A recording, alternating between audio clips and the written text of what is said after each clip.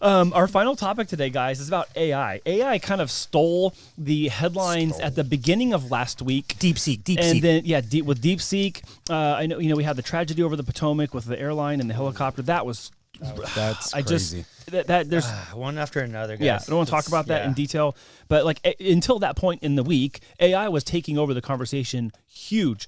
The market took a pummeling when this all came out initially. There was a little bit of recovery, of course. I don't think the recovery is over yet necessarily, but DeepSeek put pressure on. But specifically today, I want to talk about AI's impact on real estate, which is what this one is from Forbes. Again, Brian, thank you so much for sourcing this article.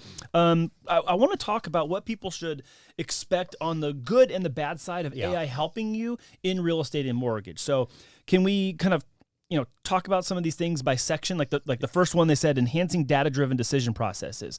Would you trust this? Would you not trust this? Let's talk about why we should agree with what we're being told, and maybe we should have some skepticism. So at least just for me in my life examples, like when I utilize AI, it's because I get instant information on a subject that I don't know or have no knowledge on. And then when it comes to like statistics, information that, I'm really not really good at, AI can in an instant let you know the difference between this, the difference between that, or break it down in an analytical way, in a personal way.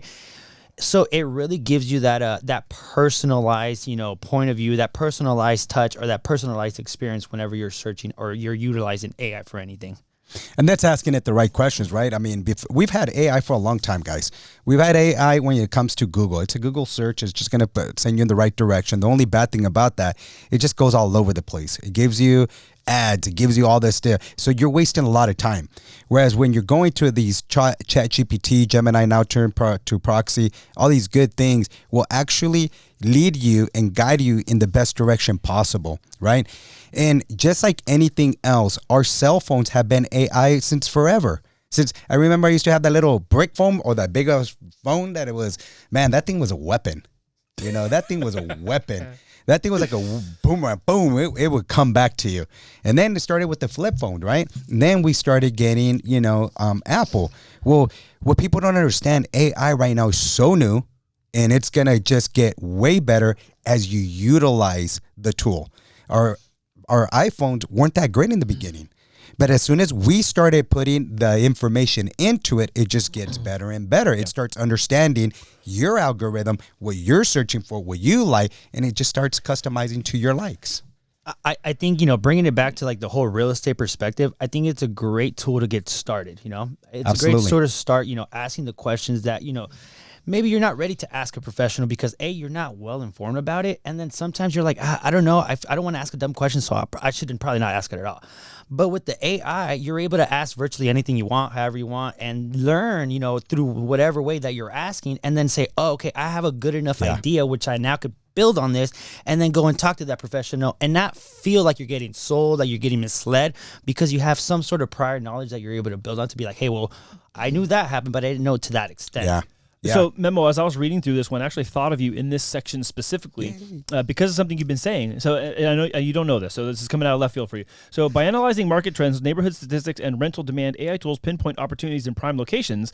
Then the investors can look through the pared down list to best identify which property they want to purchase for investment, helping to maximize returns while minimizing risks. And I thought of you saying about builders, commoditization. It's a commodity to them. It's not their house. And so when there's large amounts of data that have to be I was going to say manipulated. Sorted through. And that's a good word. It helps those who's going to just make a math decision, where as long as the math adds up, then I'm going to do the deal. If the math doesn't add up, then I don't. So it's completely unemotional. So I was thinking about you because you've been talking about builders in that way too, where it's a commodity to them. They just want to sell as many as they can. No, it really is. And it's helping you identify properties based on your exit strategies. Everything's based on exit strategy. It brings rent. It'll bring, what people want in the area, what they're looking for, the traditional type of home that you're going to build. So this is like really good information. If I'm building in downtown Chula Vista, what would be the typical home that you would do, right, from ground up? It will give you ideas. What are the trending things that can go on for, that are not going to be considered historical right away, right? We kind of continue on with the tradition thing. It'll give you all these ideas. And so you just got to ask it the right questions. You can't be very vague with your questions, right? Just like when you speak with your wife, communication will be key. Tell her what you want so that she can deliver on that. It's the same thing with AI. As a matter of fact, Wait, hold on. So you're saying your prompt has to be right when you're talking to your wife. That's right. Write the right prompt? Exactly. Brian's the youngest of our relational experience in the room. I'm like, I grabbed that nugget. I'm like, wait a minute. Is he hold dropping? on. You can Did he say you can give prompts in your relationship. Babe, you're AI. I just have to talk to you right. That's it. Hold on a Communication. So when I went, what was it, a couple of nights ago, I was just freaking hungry. I didn't bring lunch to work. So there I go. Tanya, I want a Western cheeseburger. We go to Carl's Jr. and we're ordering. She introduces herself as an AI. I am currently learning, and she says, so please place your order. In other words, it's already telling you, I may have a flaw, but I'm going to get better as time goes on. Where was this at? At Carl's Jr. No. Yeah, So when you order, there's no more person there taking your order. Okay, I just haven't been to Carl's, okay? Yeah. And, the only thing is, it keeps telling you, is that all? Is that all? And you're just like frustrated. No, I'm going to order more, You're yelling at, no and then. No. No and then. And then. Dude, where's my car? But anyhow, what I'm going with this is this is a new thing. NVIDIA, I mean, if you're looking and you guys invest in that stock, is just nuts where it's at. And people doubted that it wasn't going to do that well. It's done tremendously well. And everything as we're going, it's going to be AI.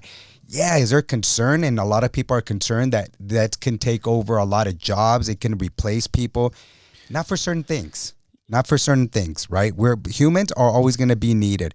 What's cool about this is, again, it's a convenient tool for you to utilize. It's a convenient tool for you to learn more. It's a convenient tool for you to be able to explore more things and understand things a lot sooner. I know I utilize it the heck out of it. I have a handyman friend, Tim, and he's like, you know what? I'm not getting replaced by AI anytime soon because last week I replaced a ceiling fan, a bunch of smoke detectors, and a screen door. Well, I don't know, Andy. I don't know. Ain't on robots. Anytime soon. I said anytime. That's what he said. Next year. Yeah, he said. Yeah, at the speed of it. So, okay. Hey, someone this week, poised the argument that their goal was to, eliminate the realtor from, the transaction and just in general.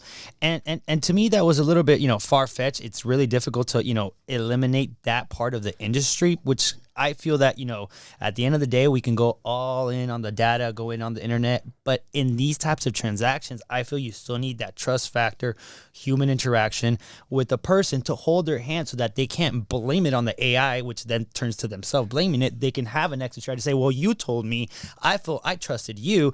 And in that sense, you can't buy a house. And if the house goes wrong, well, it's your fault. You followed the AI. I don't know, and I don't know, Brian. I'm going to meet you right there. So I know what you're talking about, but I'm going to say that that's only for part of the transaction because one of the things that they're talking about here is the personalized property recommendations. Yeah, exactly. So it's fine if you're going to aggregate a bunch of data so that nothing gets missed that maybe a human would miss. So hold on. Let me finish. So let's say that you're looking for a house and you want this specific criteria and your agent can type that stuff into MLS and you get the search results and they send you that. Well, if you happen to miss something and the data is in the system and it gets overlooked or it just doesn't you can't find it or whatever, but it still is there, AI might be able to be a solution for that. I'm not saying it replaces the agent, but I'm saying there's a hand in glove thing here, I think, happening where the data-driven part of it's going to help agents help their clients, and clients are going to trust that because they're using it in their own personal life.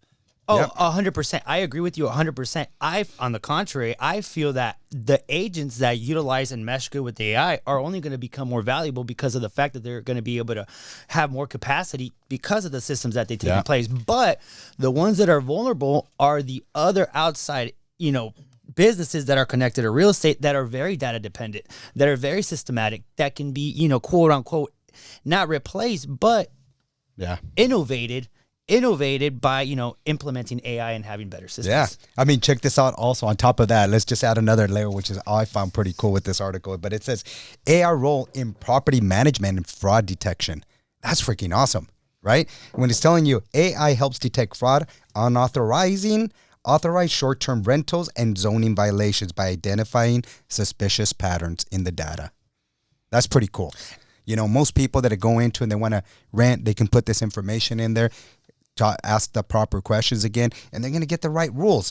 AI powered by automation streamlines rent collection, maintenance, scheduling, and tenant communication, reducing administration workflow. Powerful. I mean, like powerful. Our past guest was saying how he has all his systems dialed in, utilizes AI to be able to, 24/7 have services.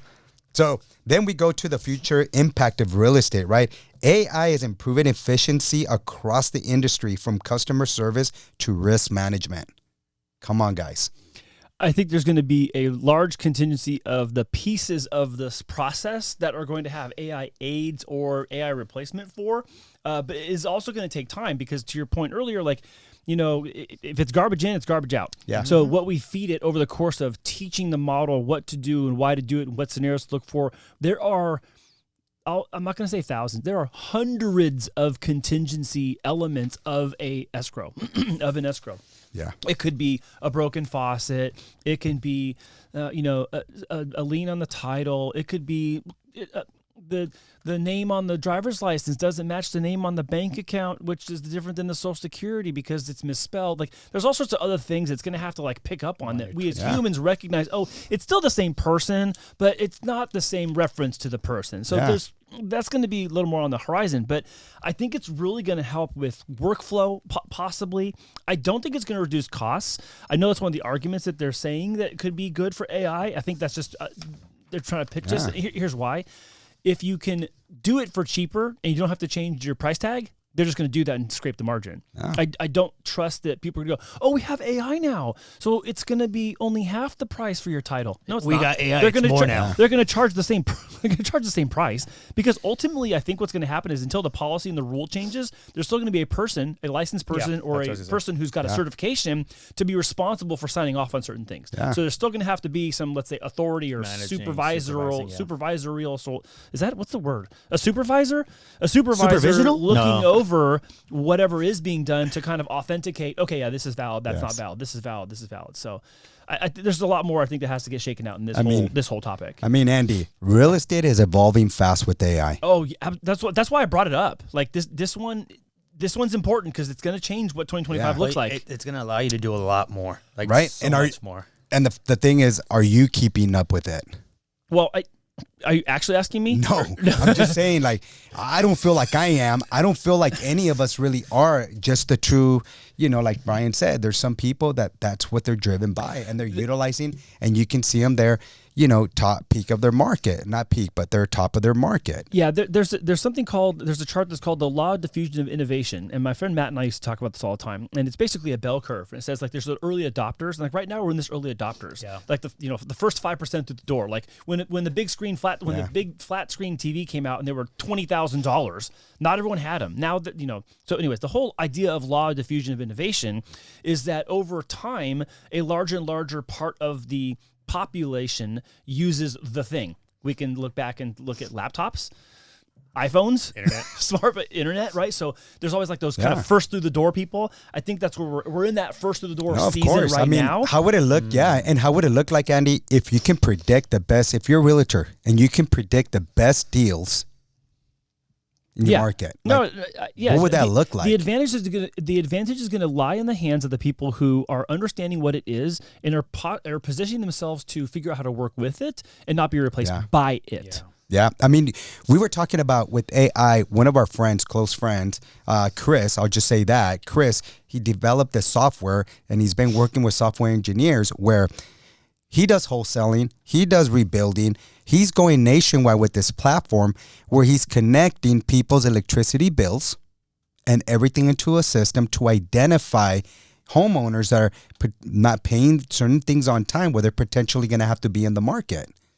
So he's utilizing AI, predicting the next sellers, which is pretty wild. When I heard that, I'm like, what? How are you integrating all these things to go into this and understanding that? That's pretty powerful. It's crazy because like you'll have AI generated profiles where when you go sign up for any service or anything, and then they'll tell you, well, based on what you're searching, your habits inside social, will be able to generate more or less what you're inclined to, what you're kind of like. And it's kind of like, how is it knowing what I'm doing and based off my habits and what I'm doing, it's going to predict that I'm going to not pay my house. I wonder if we're going to see, but at the same time, like it's here. Yeah. I wonder if we're going to see some version of this of Minority Report. Brian, do you know what Minority Report is with Tom Cruise back in the day? Do you remember Memo? What year was it? And I tell you, where they predict if you're gonna commit a future crime, and then you get pre-arrested so you don't commit the crime. I do know. This is the real estate version of it. Cruz. This is the version of it where they're like, oh, we predict you're going to have an NOD, so we're gonna. Sorry, you're denied. You're gonna list your house You know now what? because there's a high chance that you're gonna actually default. As funny as it sounds, but yeah, absolutely. That's what I'm thinking. That's actually right. I was Yeah, reading that this, and then is. you mentioned it. I'm like, yeah, you know Whoa. what? I think that's Because it's like they eliminate the credit score and they just take your whole life profile. yeah. I mean, you'd have to create scoring for behavioral models and stuff like that. There's going to but be a like, whole alternate type of like way of being able to measure and take that. Yeah. Do you see? I mean, I hate. I don't know if I should ask this question or not. Like, do you see any like on the surface, like at first glance, do you see any like pure threats of this, or not yet? Of course, there's lots of threats to this, you know. Well, because we're sitting around talking about how it could be helpful in some things. Correct. I know I'm bantering, but like that's going to be for the people that take advantage of it. They understand the utilization of how that becomes a resource to them. You know, for people that are just kind of not understanding this and don't want to change with times, yes, that's going to be something that for them it's going to be a scary moment. I think the threat right For now sure. is not learning how to utilize Exactly. AI. Because to his point, down the line, when you do want to adopt it and you do want to learn, it's going to be too far advanced to the point where you can't even understand or comprehend it. So I think adopt now, get used to it because it's not going anywhere. Yeah, you know, my saying is I'm an old dog that likes to learn new tricks. Right? It's what it is. I have to evolve with the changes. AI is evolving, making a lot of changes, and if we're not in it, we're just gonna be left behind. And believe me, this thing is changing fast. I mean, a few years ago, and I'm not gonna go back, maybe 3 years ago or 4 years, I want to say, it was just ChatGPT out there. And now look at all these AI tools that they put for different things. Every industry has their own AI bot. For when you're reading this, it says forget endless house hunting, right? And it goes to AI is now matching buyers with their dream homes in seconds, right? Like that's powerful right there. That alone is going to make me, where do I go? Where do I sign up? Well, how do I figure this out? And what does it entail for me to do? Is it going to be my name? Is it going to be my income? Is it going to be the area? Is it going to be because I have kids? What schools are going to be important to me? And it's going to be able to match all that up. It's like a matchmaker, right? That's a pretty powerful tool if you really start considering, you know, what it's going to do. I'm very interested to see what this conversation looks like middle of the year and end of the year, only because of the rate of speed at which things are changing. I mean, you're mentioning it, you kind of like joking earlier, like, oh yeah, well, you're not going to replace today, but tomorrow. and even with like DeepSeek popping into the picture, I think that's going to just turn on a lot of engines, and people are just going to get ramped up, and it's going to be like they poised the scenario where they're like, hey, this kind of seems like a Cold War where they're putting Sputnik up, and it's like, yo, we're getting there first. No, we got the best AI. No, you got the best AI. Here we go. Again, let's put a poll out there to our audience: is who's using AI? You know, just you know what? Who's using it and what are you using it for? Yeah. So that'd be pretty cool. You know, we know what it's doing in our industry, but like, what is it doing in yours? If you want to say what your industry is, or how do you as a person use it, that'd be interesting. That's a good one today. And here's a better one for you parents: ask your kids that are going to college who's using it. Oh God. You know what? You might not want to ask. you do. It's always good to know. Like, did what you your do kids the are work, doing. or did I found out I'm paying my son's college so he can type a prompt in. Let me see your ChatGPT history right come now. on now. Let's my see gosh. that. I mean, geez, these kids are getting they're smart. Okay, well, more on AI Smart has changed. at the end of the year, mid-year and end of year, guys.